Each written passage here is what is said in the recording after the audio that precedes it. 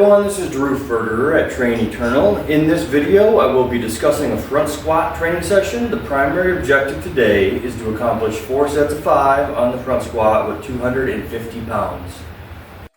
So here we go, directly into the general warm-up for the front squat training day.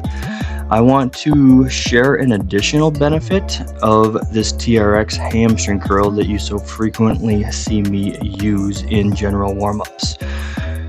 So when I am performing this exercise flexing at the knee, I am also keeping my hips up towards the ceiling in extension.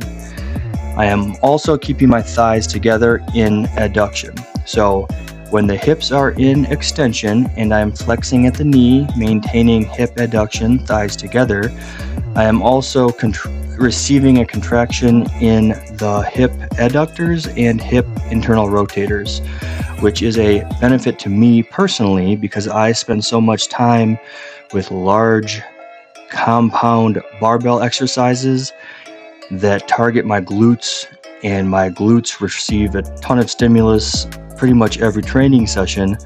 My hips want to rest in external rotation. So if I can perform an exercise in the warm-up that activates the hip internal rotators and hip adductors, that is a benefit to me because hopefully it will allow me to plant my foot on the ground more flat and improve my ability to apply force into the ground through the entire foot and through each foot symmetrically. So here we go, directly into the top weight on the front squat. This is 250 pounds. The objective is to accomplish 4 sets of 5 with this weight. I also want to share an additional benefit of the front squat that is likely overlooked. In order to perform the front squat, the upper back needs to be in thoracic extension. The cervical spine, the neck, needs to be in retraction, and the humerus, the upper arm bone, needs to be in external rotation. So what I'm getting at here is that the front squat is a postural corrective exercise by nature. You cannot do this exercise with poor posture.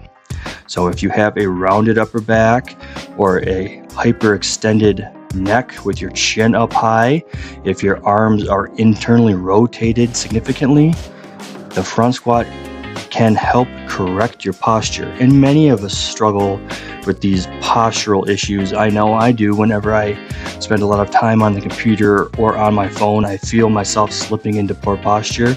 And the reason I'm bringing this up today is because in the video yesterday, I'm commenting on my shoulders being tight and the internal rotation in my shoulders just from the amount of time I've been spending on the phone and computer. And I noticed a few hours after this training session how much better my posture was and how much healthier my shoulders felt simply from performing the front squat. So keep that in mind as an additional benefit if posture is something that is important to you. These front squats are all going decently well as I move through. I have to be honest though, whenever I'm working the 4 sets of 5 on the front squat, this higher volume for me, it is always an unpleasant time. Sets of 5 on the front squat as I continue to try to add load to the bar is just unpleasant.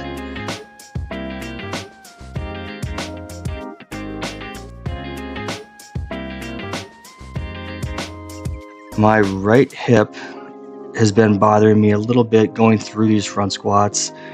The biggest annoyance is I'm feeling an inability to apply force into the ground symmetrically through each foot. It shows up the most on this 3rd rep on this back squat. This is 315 on the squat. What happens to me is when the IT band gets super tight, my right foot wants to kind of roll to the lateral side of the foot, and I'm not able to keep the entire foot screwed and rooted into the ground as well as I should. I do stretch every night before bed, which does help. However, it's just a chronic issue I've been dealing with. 4 sets of 7 here on the Nordic hamstring curl. Pretty snappy like this all the way through. After these Nordic hamstring curls, I will be going into a dead bug, which is a core specific exercise. When you see me down here, it doesn't look like much, but what I am trying to do is keep the rib cage locked down super tight over the pelvis and keep my low back pinned into the floor super tight. So the ribs need to be stacked over the hips and the low back needs to be pressed against the floor. As I extend my limbs away, as I extend my limbs out, if the rib cage drifts up or if low back rises, I am extending my limbs away further than I am able to control. So I must shorten the range of motion in order to maintain that core position. If you're interested in personal training or coaching, I'd absolutely love to help. Thank you for watching this video all the way through. Hope you have a great day. See you next time.